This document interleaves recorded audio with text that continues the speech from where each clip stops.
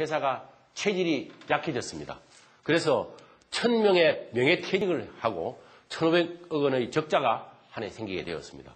그래서 생존 자체가 위협받는 그런 경영 상황이 지속이 되어서 정말 생존 불안이 되는 그런 시기가 2004년도, 5년도에 있었습니다. 그래서 저희들은 모든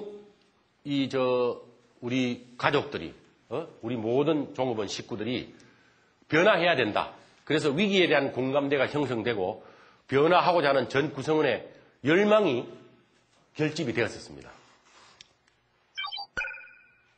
그래서 제가 아까 4년도 6월 달에 64일간의 긴 파업을 지나고 2005년을 지나고 제가 코롱그룹의 다른 회사에서 7년간 CEO를 하고는 2006년도 1월 1일부로 지금 주식회사 코롱 이 모기업입니다만은 이 모기업의 CEO로 제가 명을 받게 됩니다. 그래서 2006년도 1월 1일부로 이 회사의 CEO로 부임하게 되었습니다. 사실 지금 제가 여러분들한테 이야기를 하지만은 그 당시에 제가 CEO로 인사권자한테 대주주한테 통보받기를 제가 지금도 기억합니다. 12월 19일 날 제가 통보를 받았습니다. 1월 1일부터 주식회사 코롱의 CEO로 근무를 하라고.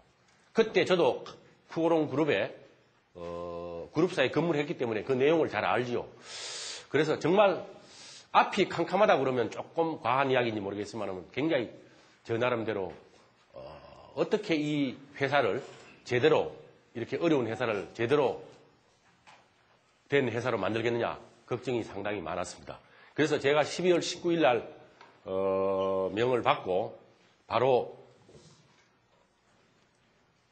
27일인가 본사에서 취임식을 했습니다. 원래 1월 1일 날 지나고 해야 되는데 우선 본사에서 취임식을 했습니다. 왜 했느냐?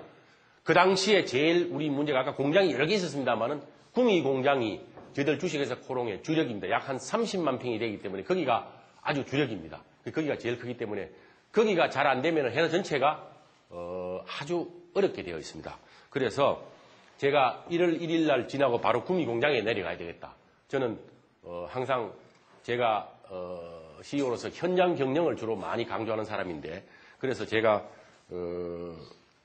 그걸 27일 날 이 취임식을 빨리 하고 1월 1일 날 연휴를 지나고 바로 공장에 내려갔습니다.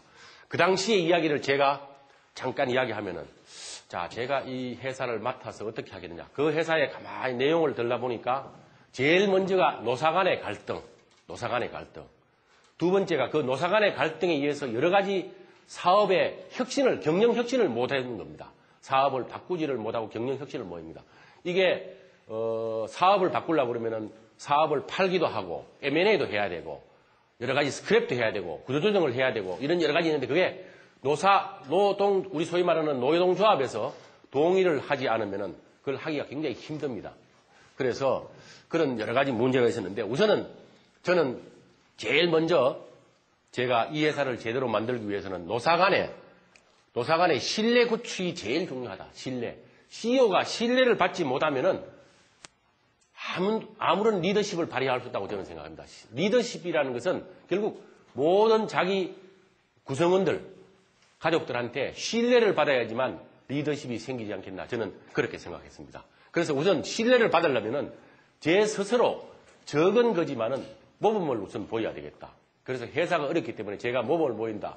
이래서 제가 1월 3일 날인가 기억합니다. 지금도 생생하게 1월 3일 날 구미 공장에 내려가서 김천, 경산에 있는 옆 공장에 있는 사원들도 전부 다 같이 모여서 제가 거기서 인사를 하게 됩니다. 그러고 나서 바로 제가 서울로 올라오면서 여러 가지 생겼는데 그 자리에서 바로 저기 나오듯이 우선 비용 절감 아주 간단한 겁니다. 우리가 모범을 보여야 그러면 당장 지금 제가 크게 무슨 비용을 절감할 수 없는데 딱 와서 보니까 아까 경상공장이 있다고 그랬습니다. 대구 옆에. 그 경상공장의 어전 차량을 제가 바로 처분을 했습니다. 왜냐하면은 그 어전 차량이 어떤 특정한 제품을 이야기해서 죄송한데 에쿠스가 이제 우리나라 제일 고급 차지 않습니까? 에쿠스가 경상공장에 있는데 왜 있느냐? 사장이 한 1년에 한 2번 내지 3번 거기에 내려오기 때문에 사장이 타야 되기 때문에 있다 이거예요.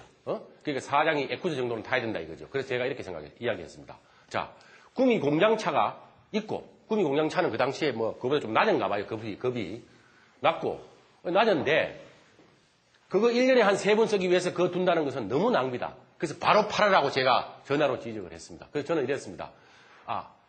에쿠스 타면은 배사장이라고 그러고, 에쿠스 안 타고 고메체 차 타면은 배사장이라고 이야기 안 할 거냐? 마찬가지다, 이거예요. 그래서 저는 이걸 바로 처분하고. 그 다음 제가 올라와서 지금 여기 우리 비서가 여기 오늘 뭐 선물 하나 준다고 와 있는데, 비서도 2명이 있었습니다. 지금 그 비서 말고 한 분이 있었는데 그만두게 되었습니다. 그래서 그만두는 거는 그 당시에 그냥 못하기 때문에 그분이 결혼을 해서 그분이 결혼을 해가지고 남편이 대전에 근무하기 때문에 대전에 가야 되기 때문에 그만두게 되었습니다. 그럼 가을 같으면 또 한 사람을 뽑는 거예요. 그래서 제가 안 뽑았습니다. 왜 안 뽑았느냐? 비서 한 사람 가지고 충분하다. 여기도 조금 내가 나중에 이야기 나옵니다만은 조금 이야기를 설명을 드리면 이게 참 여러분들 아주 적은 거지만은 참고가 될 겁니다. 지금 저기 비서가 다 계시니까 한 분이 그래서 원래 비서가 이게 2사람이 안 있으면 안 되는 게 한 사람만 있으면은 한 사람이 계속 앉아 있으면은 화장실에 갈 수가 없는 거예요. 화장실에. 그래서 비서가 보통 2이 있습니다. 그래서 자 그러면 안 되겠다. 그러면 혼자 있어도 됩니다. 그래서 제가 부사장이 딴 데 있는 부사장, 저쪽 딴 사무실에 있는 부사장을 내 옆으로 사무실을 옮겼습니다. 그러면 거기 비서가 있으니까 2사람이 교대로 된다 이겁니다. 근데 부사장을 옮겨놓으러 한 게 방이 없는 거예요. 그래서 제 회의실, 사장 회의실을 줄여서 그거를 쓰도록 그렇게 했습니다. 그게. 그래서 결국은 적은 일이지만은 자기가 먼저 희생을 안 하면은 절대 저는 신뢰를 받을 수 없고 존경을 받을 수 없다고 생각을 합니다. 다음, 불필요한 절차 감소. 회의가 저는 굉장히 많았습니다. 저는 회의를 잘 안 하는 거로 유명하기 때문에 원래가.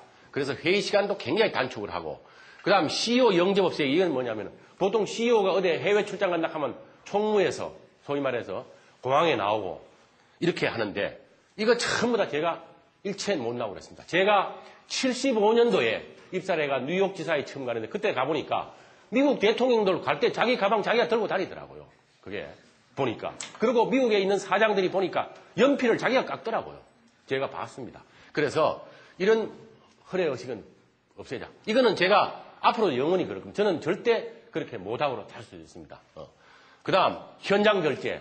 우리 청이 지금 한 3개를 청을 쓰고 있는데 제가 가끔 직원들 어떤가 싶어서 공장도 가지만은 청에도 내려갑니다. 내려가서 그 자리에서 결제받을 수 있으면 그 자리에서 결제를 해버립니다.